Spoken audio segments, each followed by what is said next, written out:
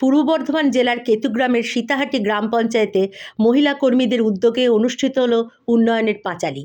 রাজ্য সরকারের গত 15 বছরে গৃহীত বিভিন্ন জনকল্যাণমুখী প্রকল্প ও উন্নয়নমূলক কর্মকাণ্ড সাধারণ মানুষের কাছে তুলে ধরতেই এই কর্মসূচির আয়োজন করা হয়।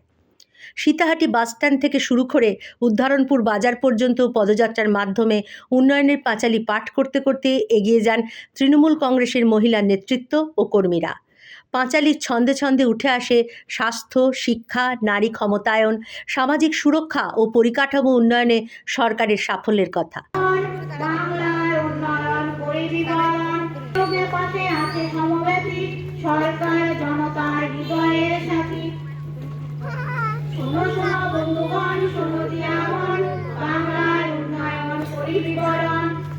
এই কর্মসূচিতে অংশগ্রহণকারী মহিলা কর্মীরা জানান, মানুষের কাছে সহজ ভাষায় উন্নয়নের বার্তা পৌঁছে দিতেই এই অভিনব উদ্যোগ।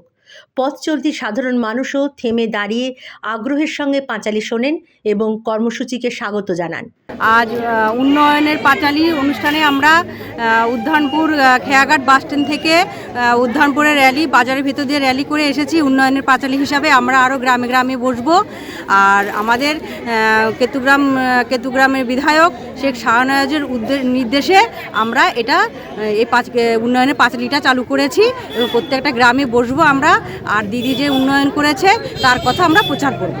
স্থানীয় নেতৃত্বের বক্তব্য, গ্রাম থেকে শহর সব স্তরের মানুষ যেন সরকারের প্রকল্পের সুফল সম্পর্কে অবগত হন, সেই লক্ষ্যেই এই প্রচার।